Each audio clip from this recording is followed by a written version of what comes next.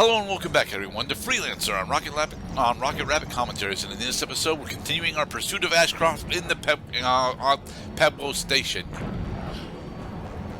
as we, finish traveling through the jump gate. Pueblo is Spanish for town or village. Yeah, but this is Space America, where we don't actually acknowledge the Spanish language that well. Oh man! You say look at how more or less destroyed Pueblo Station is, Mr. Cloud. We made it to Pueblo Station, everybody. I'm gonna go see what the Pueblo is over here. Dear God. Mayday! Mayday! This is Pueblo Station. We're under attack. Repeat, we're under attack. This is Patrol Gamma 6. Your face looks like you are just coming out of cryogenic stasis. Are you sure you're under attack? Yes, mostly because we can see how much fire is happening on the station, despite the fact that fire doesn't breathe in space. I would say about 99% of what you're seeing right now is just for show. For example, you're not supposed to be seeing colors in space, especially not in this considerable quantity, unless there's some kind of subplot where, that's why Americans had to abandon planet Earth, is because they started creating so much gas that the gas started expanding. It started filling up the entire galaxy full of gas. Oh, really? So condensed energy doesn't actually have colors for it. It's a little hard to condense energy in the vacuum of space, because the vacuum of space, where this lack of gravity is actually pulling things apart, not helping them stay together. Because we're using primarily energy weapons, it's fair to say that we have actually developed particle accelerators that we can use in order to launch energy weapons specifically and have them, interact with physical objects. That's way more plausible for the premise of this game than what I had in mind. Yes, energy weapons. An experiment's gone awry. Don't worry, guys. We're almost done with the sci-fi bullshit. We just got to finish off these last two pilots. Stephen Hale. Oh, looks like you're getting some help. We're still flying them with King, so. Yeah. Nice. Last one. Pueblo, what's your status? We lost life support to several sections, but we're all right. Yay, we saved Pueblo. We set up a trap for a guy named Ashcroft, but his convoy didn't come out of the train lane as we thought. They came from the Copperton field and totally surprised us. The LSF fighters were taken down like flies. Where are the transports? When the fighting started, they took off into the Silverton field. We tagged one of them with a tracking device. Uploading now. That's a big station there. Yes, we are. Strong and clear. Thank you, Pueblo. They will pay for this. Weapons offline. Ashcroft Weapons online. Ours. Trent, head for the coordinates. All right, into the debris field we go. Let's see, we got some water and a bunch of javelin missiles. Unfortunately, we did not equip our javelin missile launcher, so. I love javelins. King, what is going on? First they target, then they ascend, and then they descend. Well, it's space, so they do their ascension and descension at the same time. Understood. Right, because ascent and descent requires relative markers in order to indicate whether an object is ascending or descending. Proceeding to your location. Over. Hey, we're gonna get even more allies in order to help us out. In 9,000 meters. Now, I know that you've already had a little bit of a complaint involving the space travel aspects of this game being a bit slow and ponderous, but I argue that, to be perfectly honest, this is what traveling through space at these speeds would realistically be like. It would be a lot of dead air and prep time in order to figure out what we want to do and why. We found Ashcroft. Need immediate backup. Lock onto my signal. Over. Well, it definitely puts things into perspective that this is what space is like. Mankind has been visiting outer space for over 60 years now. Good to see you, Zeta 1. We're looking for a criminal named Ashcroft. We need him alive. Acknowledged. This is Zeta Leader. Engage. So remember, in order to keep enemies alive, you just dent them to 90% health, not 100%. You don't want to kill them. Actually, in this game, because of the escape pod protocols, you can, in fact, more or less kill virtually anyone, and then get their escape pods from them.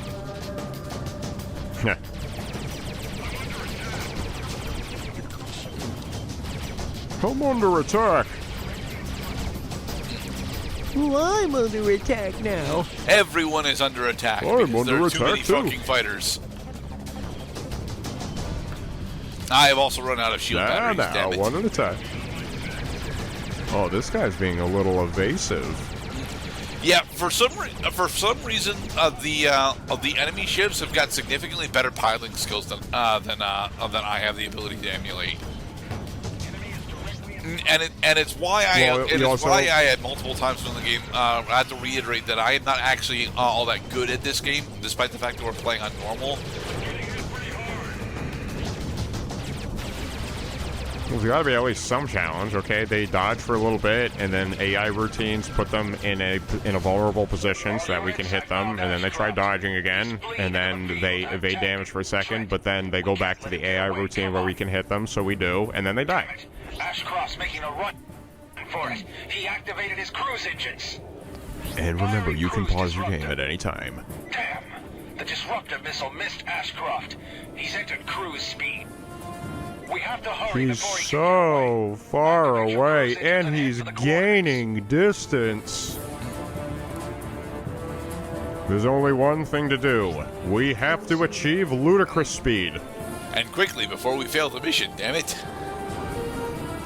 There we go. You're running out of time. So, the game here is going to introduce a very welcome concept in the form of wormholes, and wormholes are extremely powerful if you know where and how to use them. If you decide at any point in your playthrough to become a pirate, you will need to know where a majority of the wormholes are in order to successfully be, safe from either the Liberty Security Forces or whatever security forces that you're fighting whilst you're, being a pirate.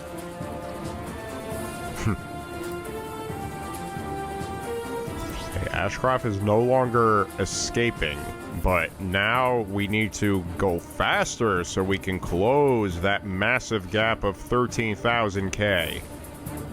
It's 13K. Come on, Cloud.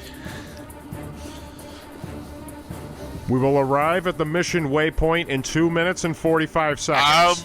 Less than that. I mean, we travel approximately a kilometer every half second or so. Could be a jump hole. We have to hurry or he's gonna get away. I'm picking something up on my scanners. Roger that. I'm seeing the same thing. Everybody, get ready. You'll be sorry you ever met me. And so here's where we get confirmation that Sean Ashcroft is specifically working with the rogues.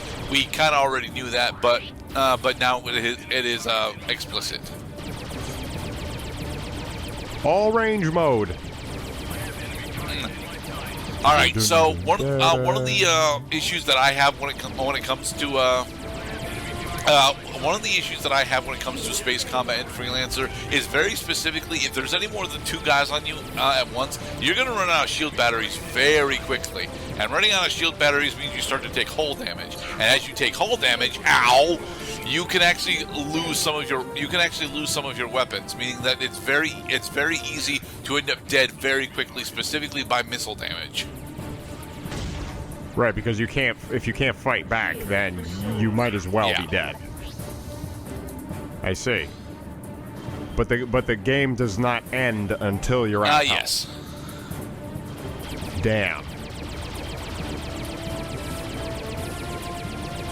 So could we fly to like a freaking mechanic shop in space? In space, and then no. automatically get our weapons? We have no Oh, there are a couple of story instances where we have the ability to repair mid-mission, but they are very specifically tied to those story events. Normally, if you end up with a critical hull and no nanobots to repair, you're just boned. Come on, is that half health? No, critical health. Critical health with your hull is approximately at around 20% health. I really wish I had shield batteries right now, so I didn't have to wait so long in between shield recharges. Batteries charging.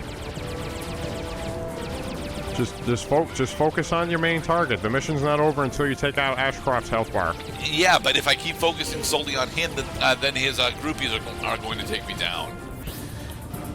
They call that a dilemma. Mostly because I don't actually have the accurate piloting skills in order to do this appropriately. We're taking Ashcroft back to New York for interrogation. Thanks for your help. Don't mention it. Good job, Trent. Ashcroft's on ice and Juni's waiting for us in New York. I'm uploading a waypoint to the gate. Let's get going. I hope Ashcroft's interrogation will shed some light on the illegal artifact trade here in Liberty. Pressure from high up has been mounting in the last few weeks. Rumor has it that about a month So I take it here that the reason why one of the reasons why the game doesn't just jump to the part where we get the cutscene saying, "Yeah, you did it," but the plot is advancing. So this way we actually have a chance to dick around, find some random stuff in the galaxy, commit some piracy. Well, that and we're still actively in combat, Mr. Cloud. both LSF and the Liberty Navy have stepped up their patrols, and Not Not anymore. anymore, certainly, but we were still actively in combat, and plus we're actually doing a lot of world building with King here. Expositing specifically just how much Liberty has been suffering through a bit of policy changes involving illegal artifacts. So this is the part where I put my controller down and go get myself a ice cold. You got about 45 Diet seconds, soda. Cloud. Come on. It's not that long to get to the That gate. is. fine. Mission accomplished. I have time to put my pants back on and flush the toilet. The black market when we took him down. You didn't kill him, did you? I remember the last time. Negative. Trent has him tied up in his cargo hold. He deserves worse. He'll get what he deserves, but not until he's told us all we need to know. Oh, Preparations Juni. for your arrival. Be careful heading back to New York. Hey, Intel advises that members of June. Ashcroft's gang might try to free him before we get him into lockdown. I'm still on Manhattan. Meet me there. Juni. Don't you free him till you get him locked down. All right, everyone. In the next episode, as annotations mentions, we will get to complain about how potions have got ridiculously low drop rates through a majority of the story missions. Be safe, everybody. In the next part, we're gonna complain a lot